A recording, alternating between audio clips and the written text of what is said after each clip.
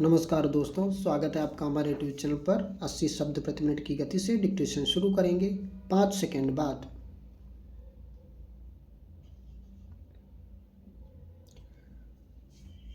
हमारी जनता सुशासन की हकदार है, यह उनका प्राप्य है और हमारा दायित्व। मेरी सरकार शासन की गुणवत्ता में सुधार लाने तथा सार्वजनिक जीवन में पारदर्शिता, ईमानदारी और सत्यनिष्ठा लाने के लिए प्रतिबद्ध है।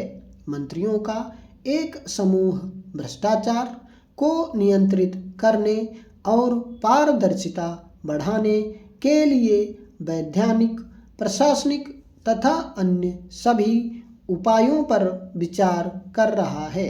यह समूह सार्वजनिक क्रय नीति तैयार करने और सार्वजनिक क्रय मानक निर्धारित करने, मंत्रियों को प्रदत्त विवेकाधिकारों की समीक्षा कर उन्हें समाप्त करने, प्राकृतिक संसाधनों के दोहन के लिए खुली और प्रतिस्पर्धात्मक व्यवस्था प्रारंभ करने, भ्रष्टाचार के आरोपी लोक सेवकों के विरुद्ध तीव्र गति से अभियोजन चलाने और उनके विरुद्ध द्रुत कार्यवाही करने के लिए कानूनों में यथोचित संशोधन करने संबंधी मामलों पर विचार करेगा। उक्त समूह चुनाव पर होने वाले खर्च के लिए सरकार द्वारा वित्तीय सहायता दिए जाने के संबंध में भी विचार करेगा। मंत्री समूह की रिपोर्ट शीघ्र ही आने वाली है। वर्षों से चुनाव सुधार के बारे में बहस होती रही है। मुझे विश्वास है कि सभी राजनीतिक दल राजनीतिक विचारधाराओं से ऊपर उठकर ऐसे सुधारों को लागू करने का समर्थन करेंगे। मुझे माननीय सदस्यों को यह सूचित करते हुए खुशी हो रही है कि मेरी सरकार ने चुनाव सुधार की प्रक्रिया को गति देने के लिए एक समिति गठित की है। इस समिति ने संबंधित सहभागियों के साथ क्षेत्रीय सम्मेलन आयोजित किए हैं। इस वर्ष अप्रैल में राष्ट्रीय सम्मेलन के आयोजन के साथ यह प्रक्रिया पूरी हो जाएगी। आशा है कि परामर्श की इस प्रक्रिया से सुधारों की स्वीकार्य कार्यसूची पर आम सहमति बन पाएगी। न्याय प्रदान करने की प्रक्रिया में सुधार लाना और मामलों को निपटाने में होने वाले विलंब को कम करना मेरी सरकार की उच्च प्राथमिकता है।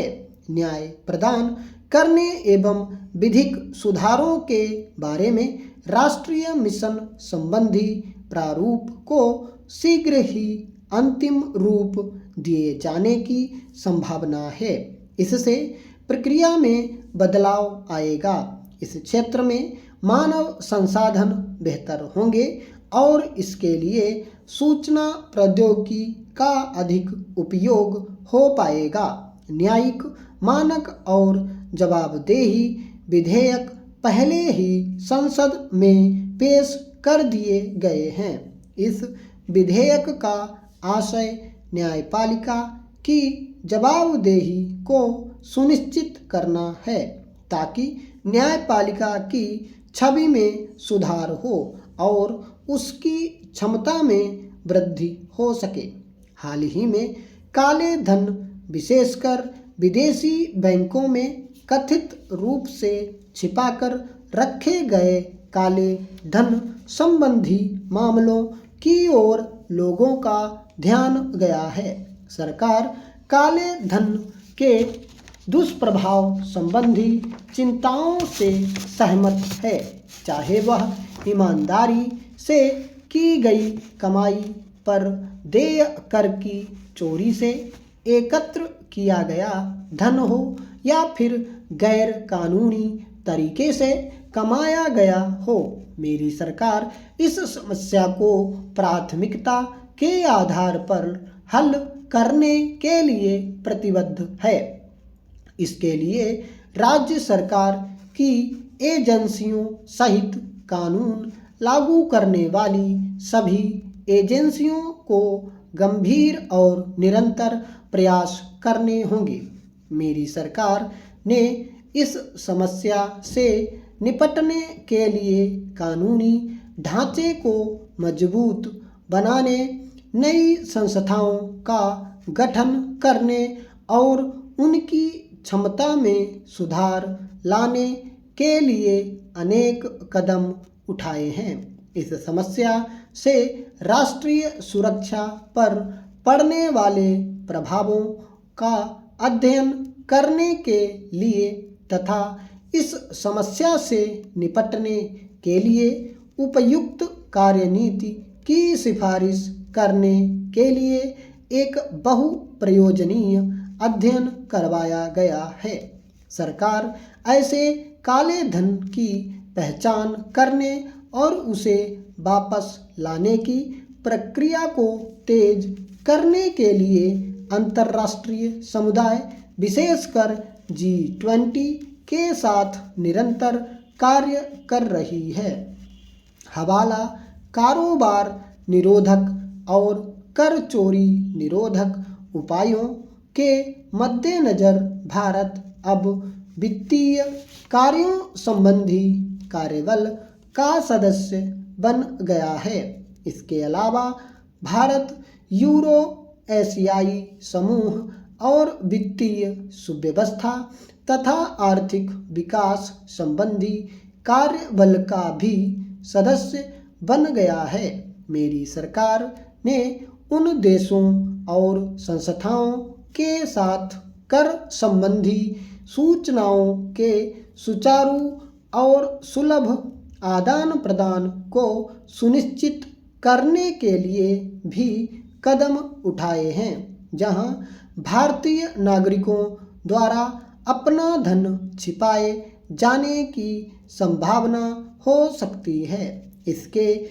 आरंभिक परिणाम उत्साहवर्धक रहे हैं। इन उपायों के परिणाम स्वरूप कर के रूप में 34,601 करोड़ रुपए की अतिरिक्त वसूली हुई और 48,784 करोड़ रुपए की अतिरिक्त आय का पता चला। मेरी सरकार विदेशों में जमा भारत की धन संपदा को वापस लाने और दोषियों का पता लगाकर उन्हें सजा दिलाने में कोई कसर नहीं छोड़ेगी। विकास के लिए ढांचागत सुविधाओं का होना महत्वपूर्ण है। मेरी सरकार ने ढांचागत सुविधाएं बेहतर बनाने के कार्य को सर्वोच्च प्राथमिकता दी है। 11वीं पंचवर्षीय योजना में 20 लाख करोड़ रुपए से भी अधिक किया गया निवेश 10वीं पंचवर्षीय योजना में किए गए निवेश के दुगने से भी अधिक है।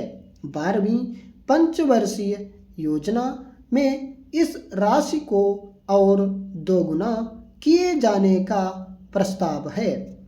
निवेश के लिए इतनी बड़ी धनराशि की व्यवस्था अकेले सरकार द्वारा नहीं की जा सकती। इसके लिए निजी भागीदारों के सहयोग की जरूरत भी पड़ेगी। इस संदर्भ में मेरी सरकार ने एक पारदर्शी सार्वजनिक निजी भागीदारी व्यवस्था के लिए वांछित रूपरेखा तैयार की है। पिछले वर्ष ढांचागत क्षेत्र में किए गए कुल निवेश में निजी क्षेत्र की भागीदारी 34% रही। भारत में दूर संचार नेटवर्क के विस्तार से कनेक्शनों की संख्या लगभग 80 करोड़ हो गई है। स्टॉप।